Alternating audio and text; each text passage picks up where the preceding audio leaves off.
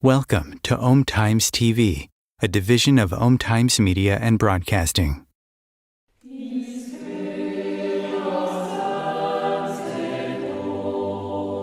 Welcome to the new show, Toward a Solar Civilization, where your host, Naika Gabriel, introduces many experts who will focus on the development of spiritual consciousness, the importance of wisdom, love, and fraternity, and the living knowledge of the laws of nature and the universe.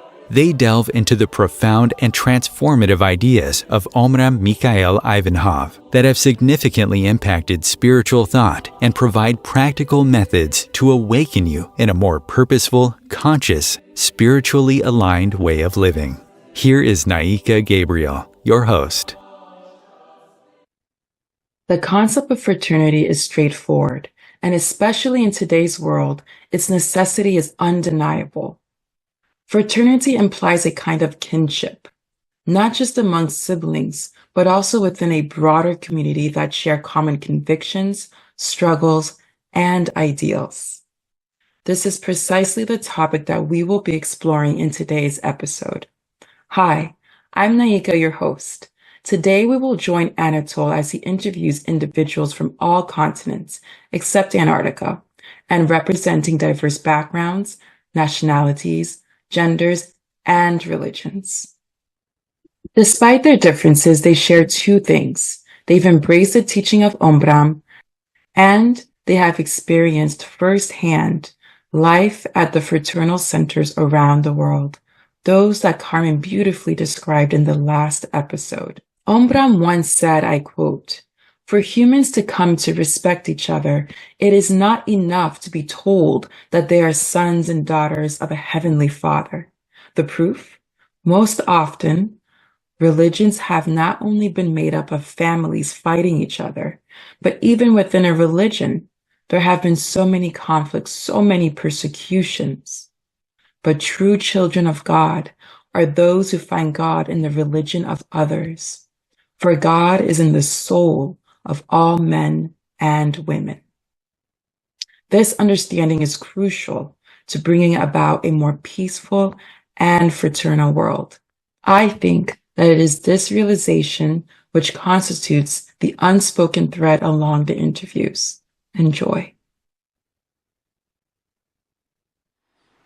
Born into the spiritual teaching of Omraam, Roseline transcends the roles of musician and artist to embody something far greater. Her art, spanning musical compositions, videos, mantras, poetry, and crystal ball sound therapy, guides her fellow human beings back to their hearts, reconnecting them with their inner beauty and divine essence. When I asked my first question, who is Roseline? Her answer was a song, capturing her vision, an invitation to embrace our true nature, our deepest essence, and what we truly are, light. This is the question, actually, that I've been asking myself all my life. All my life. La source de mon esprit, une douce mélodie, en parfaite harmonie, je suis la lumière d'amour, la lumière de vie, la lumière pour toujours, je suis. I'm here with Roseline today. Yes. You've come to the bonfire quite a lot, for quite a long time. What do you tell your friends back home who may not be familiar with the Brotherhood? I'm quite open and happy to talk about it to some people, and I like to say that here it is basically like a big family. We are all brothers and sisters. We share together. We share beautiful spiritual activities. What is really interesting is that the Master sent us, I think, some really interesting experiences that are like customized, that are perfect for us. You also go to the Champ d'Or, another center where you live close by. Yeah. What's different there compared to the bonfire? There is a space for creativity, flexibility, present moment. We did a lot of beautiful things, dancing, singing, artistic shows there, and I've been really marked by all these experiences. New art. And you're doing new art yourself. Yes, I mean, I tend to. I am into this. Yeah. You have some videos online on YouTube. Yes. Might put them down here. Yes, sure. And you do music. You do. Yes, I compose. Actually, for me, it's been such a process to come to here, because when I was younger, I was shy. I didn't speak so much. I was scared by, even talking in front of an audience or singing even more. And I came to this little by little, work on my voice, to compose, to take the time to explore more about music and to just express my creativity. Yeah, and finally, little by little, I could offer creations through videos with YouTube or with social media. You mentioned you were shy when you were younger, and now you're open, you're present, the flower open, so to speak, to use an agricultural metaphor right here. What do you think brought about this change? Is there anything particular you can discuss, or? Very important question, so deep. I think, in my case, I think each of us, we have our own journey. But in my case, it was more the very strong experiences that was difficult. So it's about suffering, in my case. I had some important big suffering in my life, but I am extremely sensitive, and I had to really work on this and to transform this suffering. And how can I transform them? How can I survive? Because when you have a tsunami of emotions, all kind of emotions, it can be really, overwhelming. So in my case, it was about just healing, releasing, harmonizing my emotions and transforming my suffering. And like the flowers, they have winds, they have all kind of weather, they have rain, they have storms. They, like the master says actually, and they are still there. They open, they give their nectar, their smell, they survive, and they give the best. And this is, one of the most examples for me, actually. Are there any particular aspects of the teaching that are particularly difficult at the moment in your life to apply them to on a daily basis, on a regular basis? Yes, I would say at the moment what is most challenging is to be every day connected to this big source of light. So basically to really feel the spirit going inside, coming inside, and to really feel this strong connection, which brings everything, actually, the faith, the love, the joy, everything we need to really keep this connection, and to have it every day is really something. But what helps me the most in this direction is the sunrise, I think, and especially when I go through difficult time.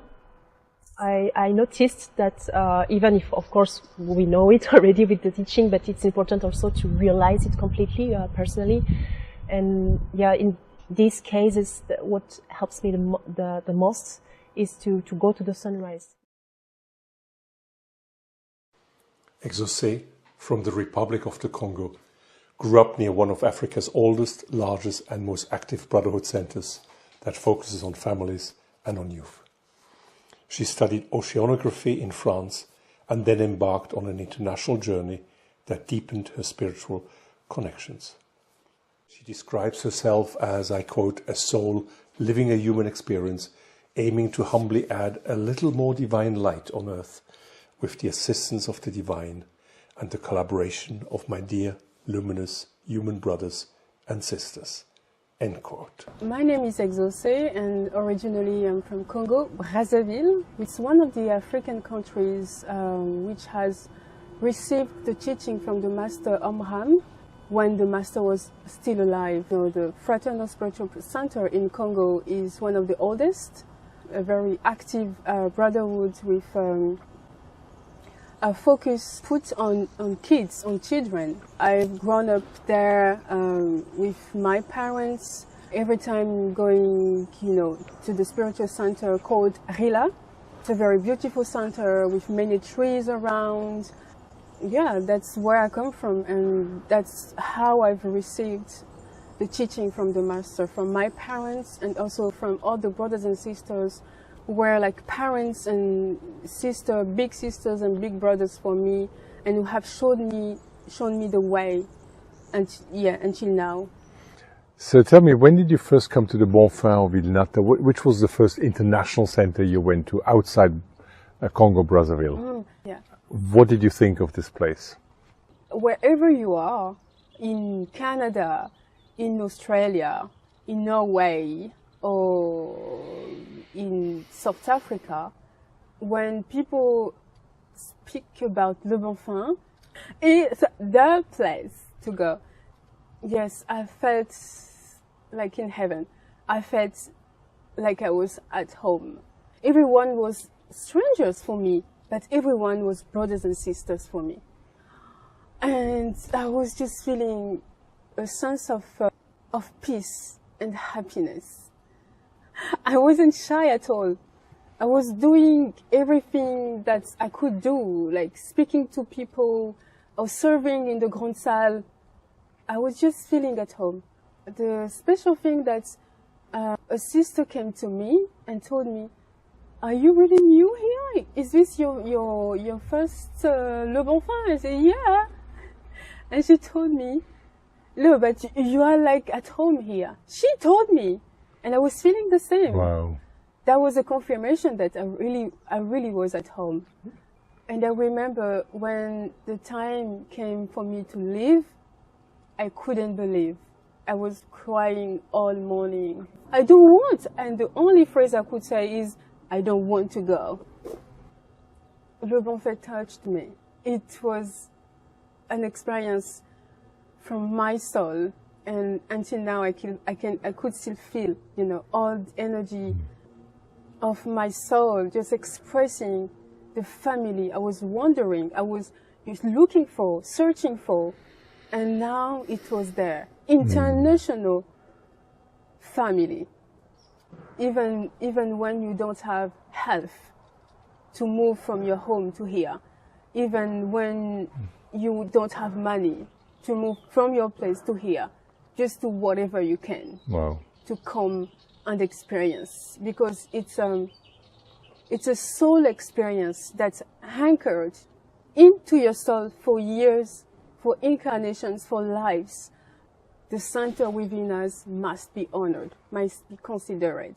The sunrise, the meditation, the singing, the music, all those activities bring us to the center. So the center is our higher self, and God, the universe, the sun. You are not occupied with your own problems any longer anymore. For me, it's just perfect. In the meantime, you left and you came back to the Bon Fin to live here. What prompted you to come back and stay for an indeterminate period? I've experienced so many things, and I've discovered so many things that was sleeping within me, especially for the choir. I like singing. Singing is one of my, top activities.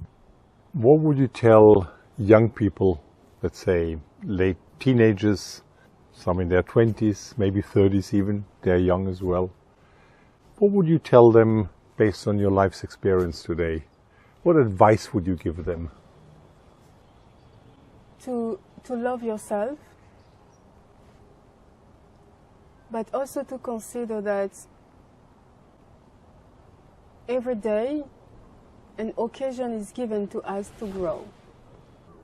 Beings of light, of love and divine light, we can acquire all the qualities and virtues that we need to go through those issues, those problems. And by considering those beings in our lives, we open the way so that we can be helped. So open yourself to something bigger than yourself, something higher than yourself. God, the universe, even nature for some people is the greatest. Just open yourself to that and accept that life, it's okay to be like how you are, but it's also okay to open yourself to something bigger and higher. It's very essential to be children, receptive, but we also need to be very, to have discernment about who to follow in our daily life, who to surround ourselves with.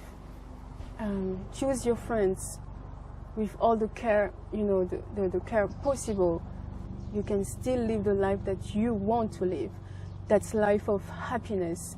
That's life of great joy. That's life of purity.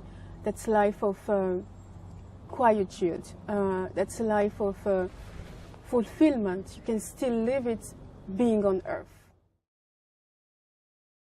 Santiago Gonzalez is not your typical astronomer.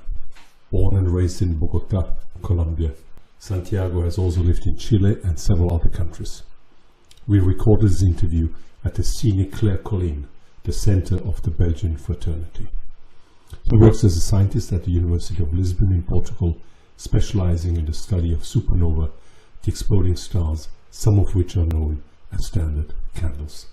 My first question to him was how he found the teaching. Well, I was lucky, I guess, that I found the teaching very young. I was 14 years old. We were living in Germany with my mother.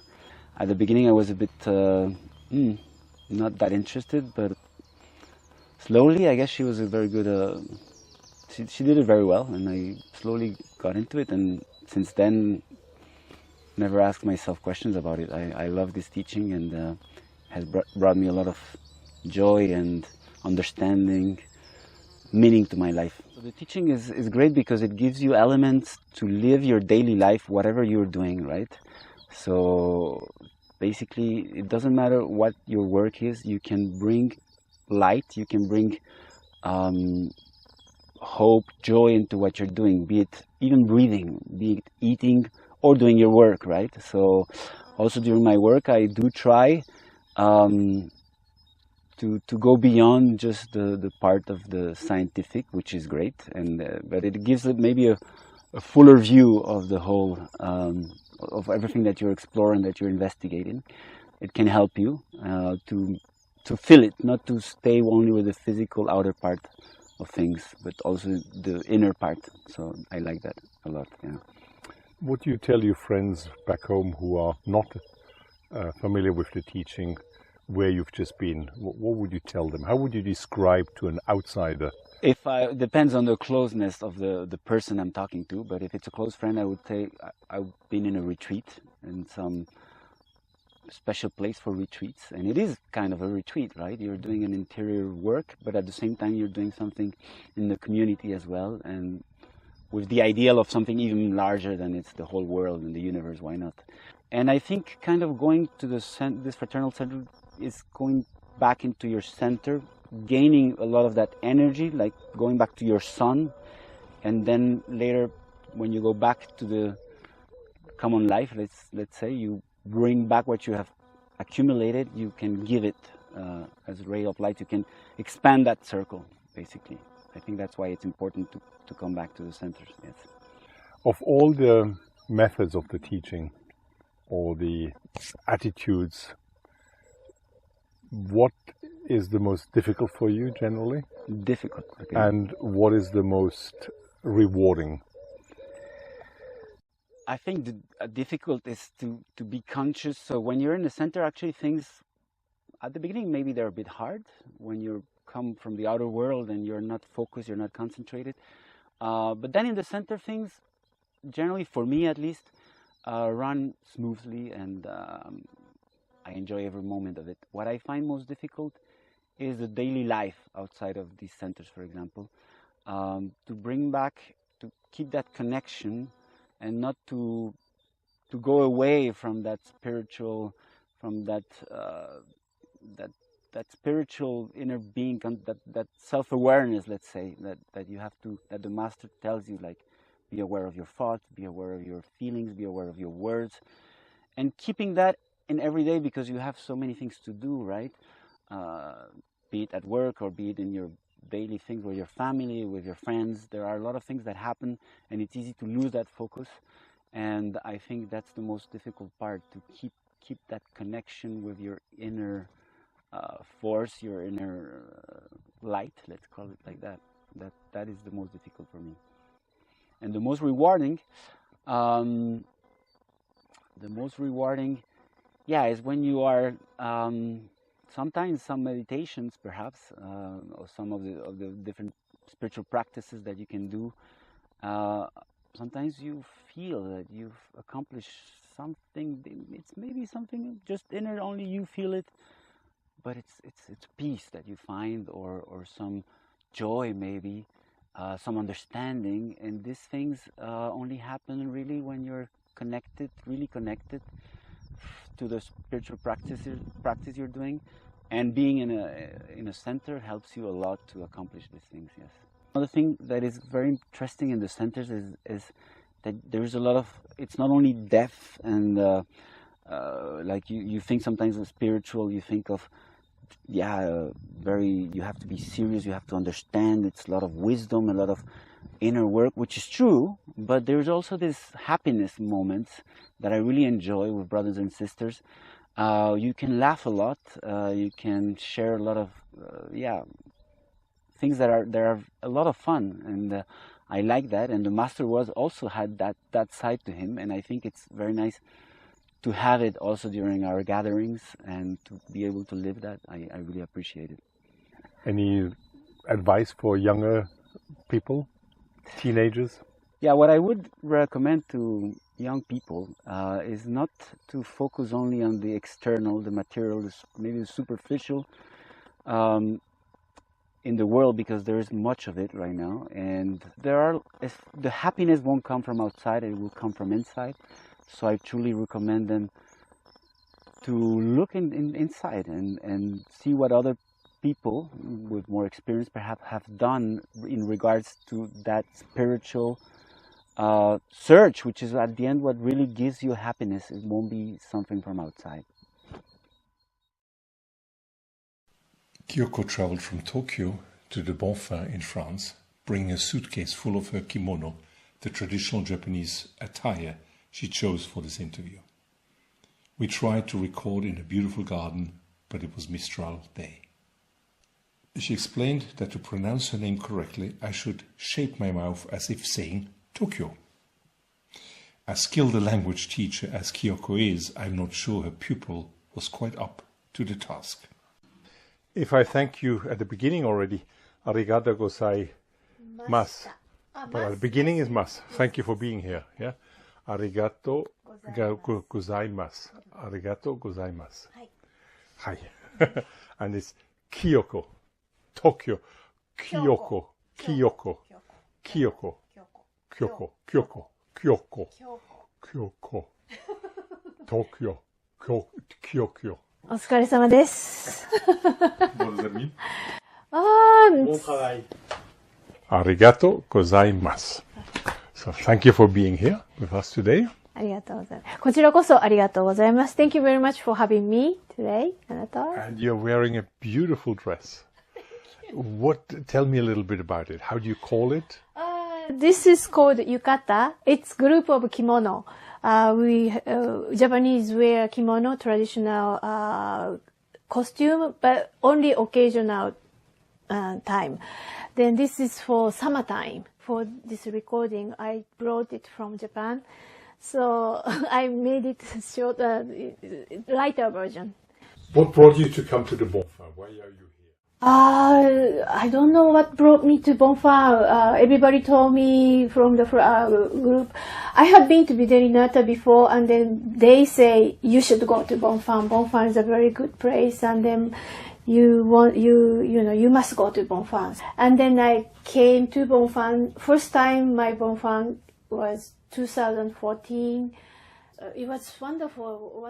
Perhaps I stayed about 10 days, and I made so many friends from all over the world. Everybody was so nice. When you go back home, how do you describe the Bonfin where you've just tell them? Yeah, to my Japanese friends and group of teaching, I always talk about Bonfin. Bonfin is a very nice place, like paradise. We also have the word in Japanese, it's called Togenkyo. Togenkyo is a very well-known word in Chinese proverb or something, and that also means paradise. So I always tell them that how nice Bonfin is. It's surrounded by the nature, and then you can see all kinds of flowers and trees and birds, and people are so nice. And I always tell them I want you to come visit Bonfin too. Fraternity has its own character. It's middle of the mountain, very high altitude, and then you see the French Alps over there, and then you see the Lake Le Mans. Is it Lake Le Mans over there? It's just special scenery and atmosphere there, and then that's my first place visit in this group Fraternity. So that's a special place. When you return home, how is your life different after having been a week or 2 weeks at one of the centers? What changes? Oh, I'm so refreshed or reborn or developed to a next stage or whatever you can call. I feel so refreshed, so renewed. I like that feeling. Maybe I'm purified. Well, enough. Master always say we need to purify ourselves. So 3 bodies: physical body, astral body, and mental body. And then I'm always keep it in my mind, and then I try to do it. But when I'm home or when I'm working in usual environment, oftentimes I cannot catch up with it. But when I come to Bonfang, I can concentrate on purifying myself, and then, surrounded with any no stress environment. I can talk anything with, all my fraternity friends, and then we can share we share something very important without saying much. That's something very comfortable. Mio and I co-translated this book in 2014, and then this is sold at bookstore. I was thinking, what could I do? And then there was a very useful application app. It's called Clubhouse. It's something like a radio. Clubhouse. Yeah, CLUBHOUSE. It's English, so everything is English. So you can download anywhere in the world, and then you can even listen to it. Although I speak only in Japanese. Every day, Mondays through Fridays, from 6 to 6:30, I read. I pick one day, and then I read it. Then after that, I talk about it, maybe sometimes a little bit of analysis, or sometimes adding some more stories behind it, and master's phrases, and so on. So then perhaps 30 minutes. Yeah, it's very good for me too, because it's a sunrise time, and then sometimes while I'm talking, I see the sunrise from my window, and then I say, wow, there's such a beautiful sunrise. I hope we are watching this together at the same time, nice. Somewhere else in Japan. I use that same title, Seimei no Kotoba 365, Daily Meditation. Direct translation is Word of Life 365. But then, that's daily meditation. Beautiful. Arigato gozaimashita. こちらこそどうもありがとうございました。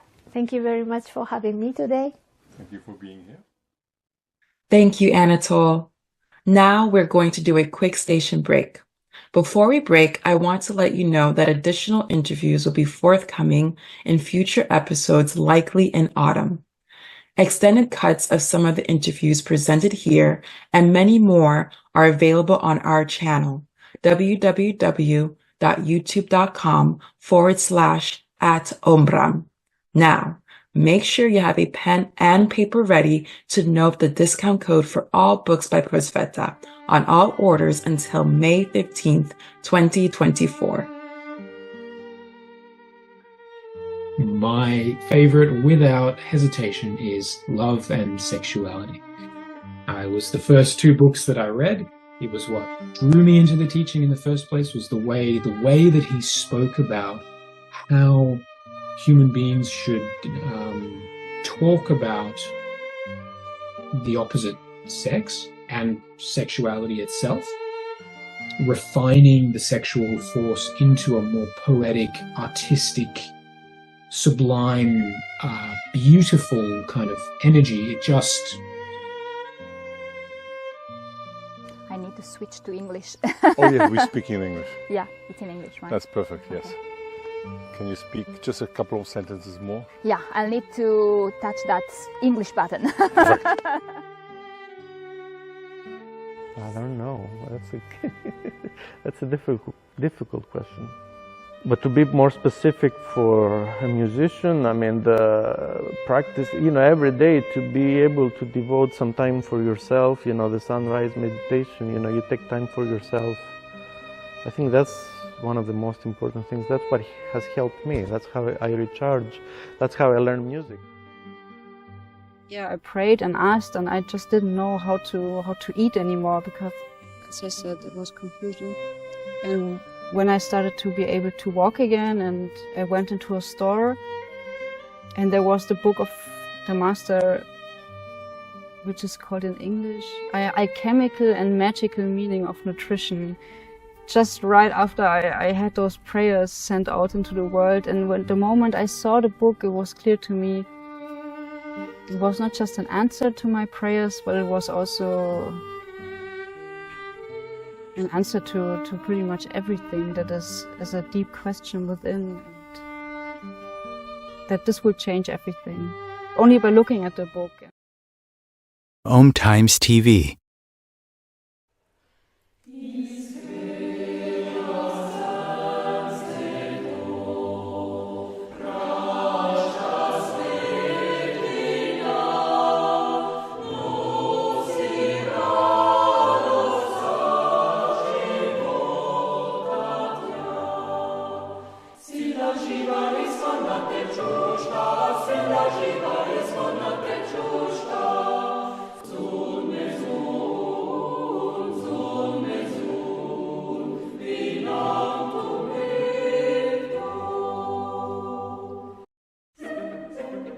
Imagine becoming a super influencer. Reinvent yourself, invest in your brand, and then manifest your success with a robust spheric approach. Om Times Media and Broadcasting offers a unique and multifaceted way to become the spiritual and conscious influencer you deserve to be by putting your message across our powerful platform with its proven record of integrity and excellence. Through our produced shows, Om Times offers the opportunity to become a social media TV personality, a radio show host, an Om Times magazine columnist, and a syndicated podcaster, all in one shot.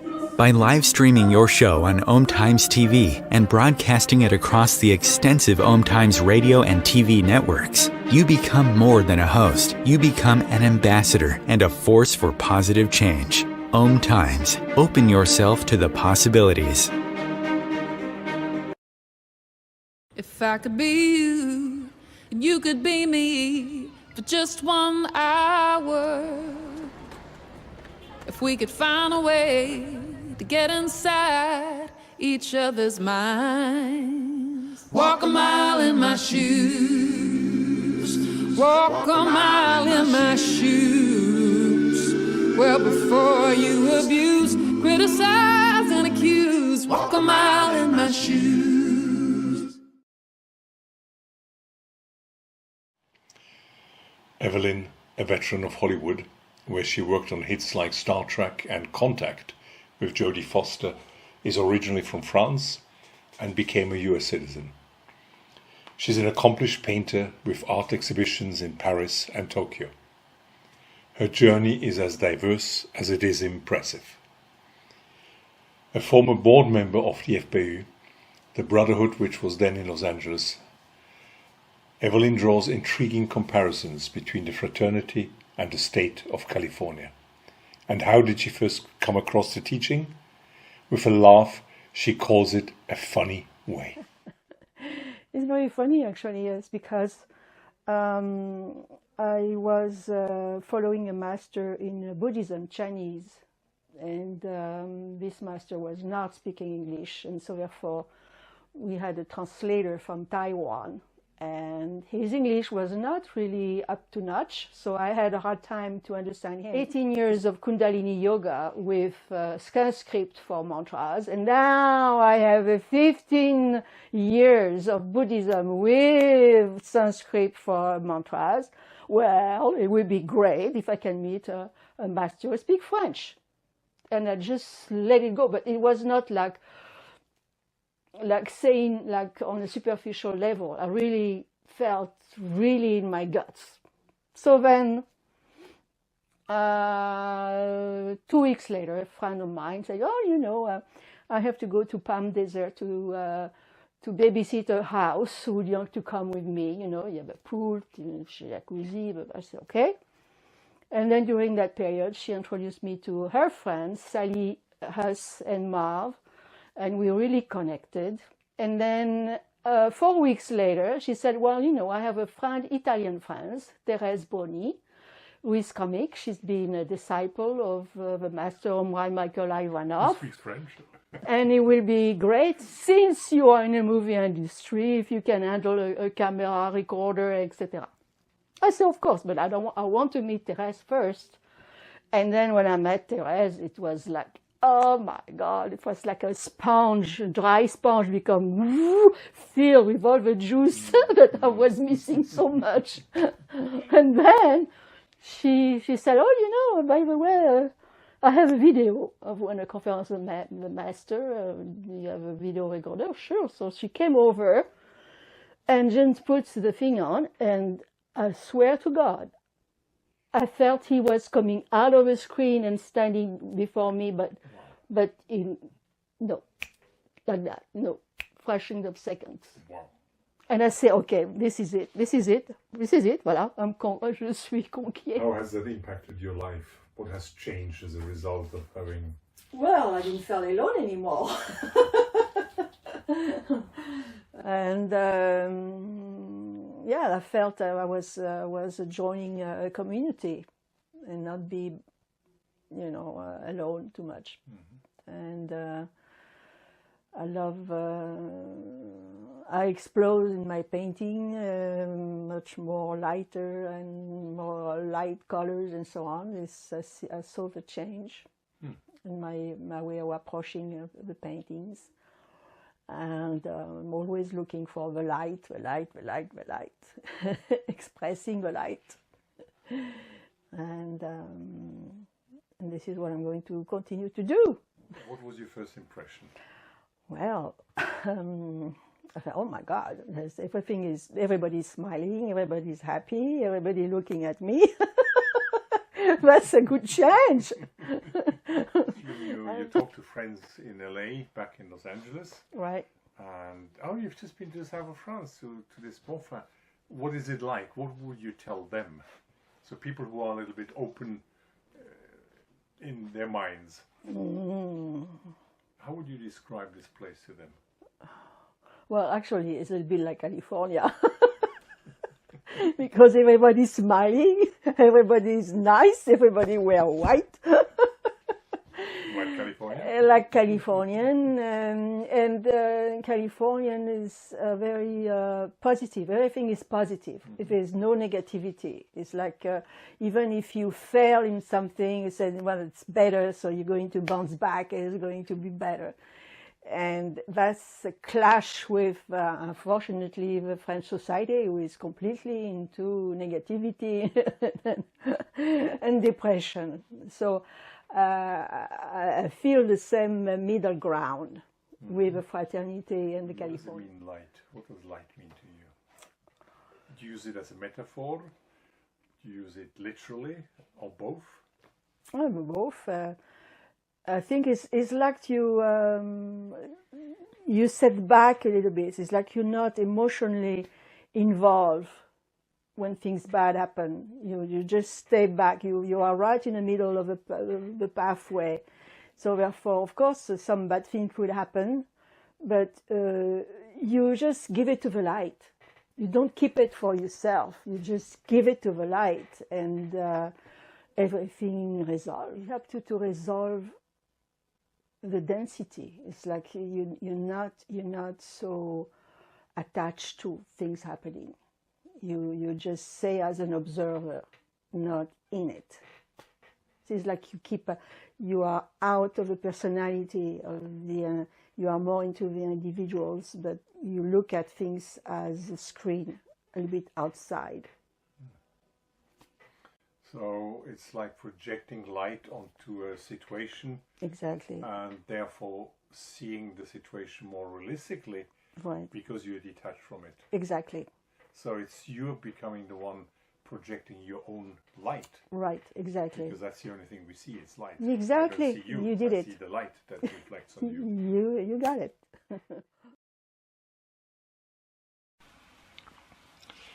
Michael, from Kochi, India, has a distinguished career in management, academia, and literature. He's an accomplished author and translated over 20 books by Omraam into Malayalam and established a public library of Omraam's works. A proud father, Michael has a daughter who is a professor and a son who is a Navy officer. Just as he translates profound texts, bridging cultures and philosophies, he also embodies this ethos, fostering understanding and shining light on the intrinsic connections that bind us all. I asked him how he met or came across the teaching, and at the end of that description, he told me this. So this is the act that the 10 books translation, which gave me some sort of a inside view of Master's teaching. And in this case, that's where I want to say something very personal. That means the thing that where I found the meaning of my life, meaning of what I am doing through Master's teaching. We have to imitate the sun. We have to learn from the sun. We have to live the sun. That has to be done. That's my first point about the teaching of the Master. You asked what message I would give to young people. This is the message which I would like to give them. This is basically very contemporary, very appealing to the thing. This is basically, in English, the book is known as Cosmic Balance. Mm-hmm. Cosmic Balance. And this cosmic balance is depending on 2 principles, masculine and feminine. Masculine and feminine. And unfortunately, or whatever, this masculine feminine is not properly understood even in the West. So, in what way has your life been impacted by having been to Vilnata, to the Bonfin, in having found the teaching? How has your life changed as a result? Life changed considerably, because changed means not outwardly.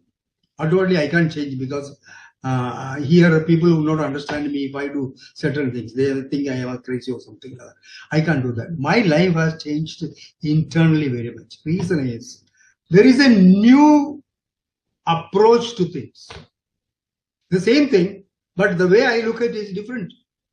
Tell me a little bit your impression when you went to the Bonfin. What did it mean to you? What did you tell your friends when you came back to India? Yeah, what does the Bonfin symbolize for you? So the impression which I have received from that place is that it is a brotherhood. The concept of brotherhood, I understood. The concept of course, Master talks about collectivity and as well as brotherhood. It's not enough to have a collectivity. There is to be, it should be guided, it should be permeated by brotherhood. And brotherhood means what? Concern for the other. This is what I noticed in Bonfin in my stay. This brotherhood concept is what impressed me on that concept. So when you say that universal white brotherhood, of course, a lot of people ask me white means what? Color? No, it's not color. It means concern for the other. And I one more thing which I want to say is how it has helped me personally about my wife, I can say. Then earlier I used to get angry or I get annoyed with annoyed with the fact that this woman doesn't understand. That has changed now. What I said is she is a person who has her rights, who are there. Let her live what they want to live. I will live what I think is correct to do. Welcome to do that. This is also a change which has come through Master's reading Master's teachings. Like well, this is a beautiful way of ending this interview, because what you just expressed is that the teaching has helped you, in fact, be much more compassionate, understanding, initially with your wife, but also with society, with everyone around you. Is that a fair summary? This is a fair summary, yes. And along the way, I feel you've become a much happier, content person. Thank you. Thank you very much. I am. Thank you very much. Thank you. Thank you. Thank you. Orette left everything at the age of 20 to live at the Bonfim where Omraam taught for decades. And she returned there many times since. Orette was trained in piano and classical guitar and, with her husband, created an award-winning bakery back in the 90s here in Sherbrooke, close to the main Fraternal Centre in Canada. Bakery du Feu. The secret of the famous bread undoubtedly lied in their names, du Feu, which means off the fire. My first question was, what prompted her to drop everything to live 8 years at the Bonfim? So, you see, when I was really young, I yearned to meet a master, a spiritually awakened being. And for me, the purpose of my life was to improve myself, to work on myself, to become more useful and to better myself. And I realized early on that it would probably be within a community that I could progress faster, achieve results and develop qualities and virtues. And living in a center 24 hours a day allowed me to completely immerse myself in a spiritual atmosphere. I could concentrate on my own spiritual centers to develop them, to carry out magnificent work, and to expand my consciousness. Can you describe what life was like at the Bonfim back then? We really lived in a spiritual ambience all day long.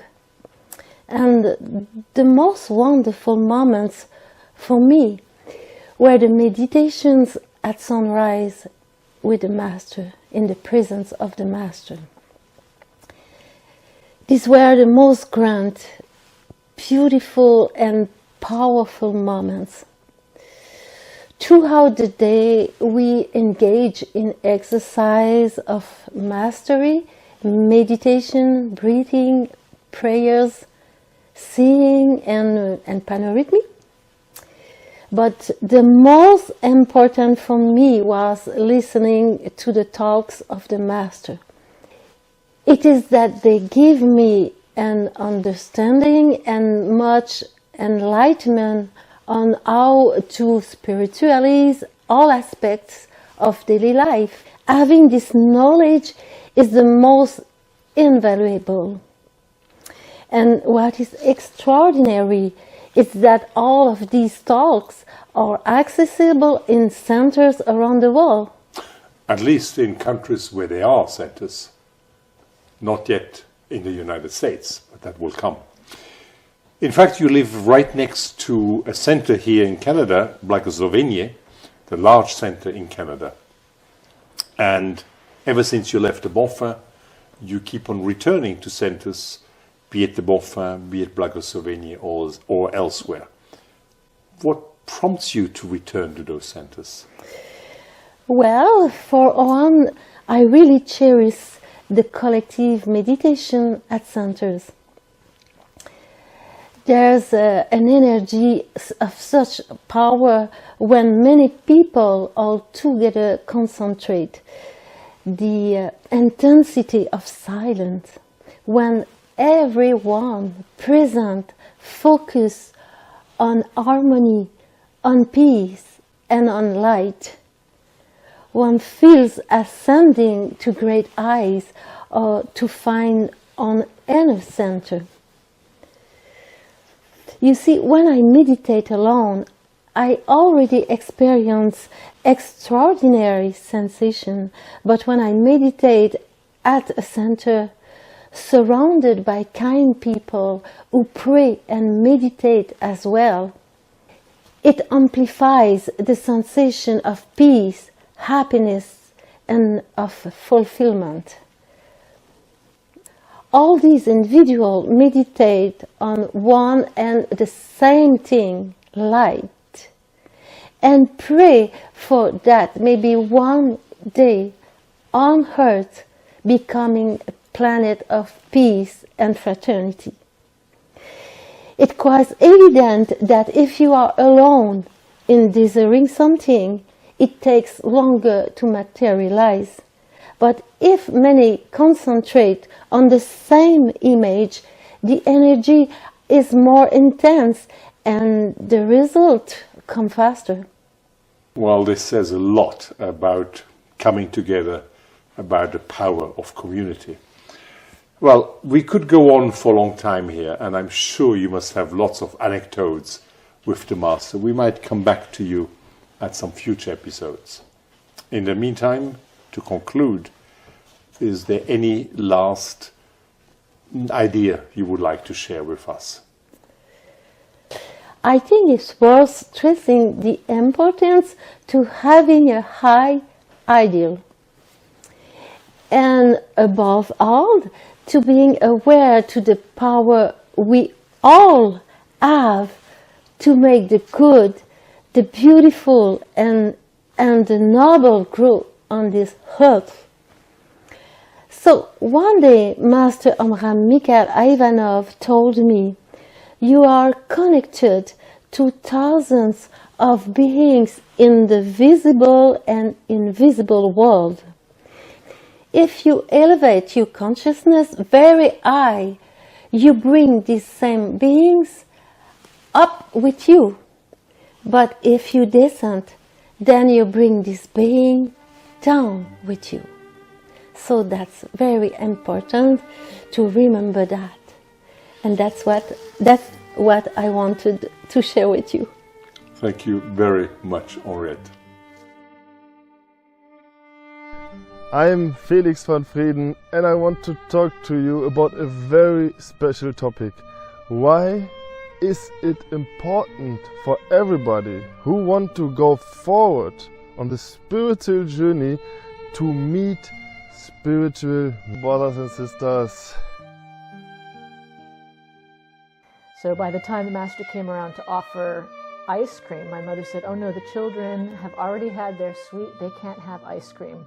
So we were sitting down and everybody was having ice cream but my brother and I, and the Master looked at us and he felt so sorry for us and he said, "Can't they have a second sweet today? Can't they have ice cream?" It was that curiosity and it was so beautiful. I mean, I knew that there was something more, and I was very, I didn't believe in God. No, I didn't. And slowly I found Omraam and his teachings, and ever since I've kept his books close to me. Thank you, Anatole. These were fascinating interviews. I look forward to meeting those that you interviewed, and equally as important, to visit the centers I have yet to visit. Additional interviews will be forthcoming in future episodes, likely in the autumn. Extended cuts of some of the interviews presented here and many more are available at our channel, www.youtube.com/@Omraam. There, you can also see interviews of some who have known Master Omraam. We have other topics to cover that I'm sure you'll be interested in. Here are a list of possibilities: the 4 sacred sciences, the importance of singing from a spiritual context, an interview with a person who created a peace initiative centered around theater, aimed at uniting conflicting groups by working together. In this instance, the project involved theater activities with young Jewish and Arab participants. Astrology, geometrical figures and symbolic language, harnessing everyday opportunities for a happier life, exploring the spiritual laser and the use of colors for spiritual development, a talk about cosmic balance and discovering the eternal masculine and feminine within, and finally, perhaps an episode with interviews with people reflecting on the teaching of Omraam.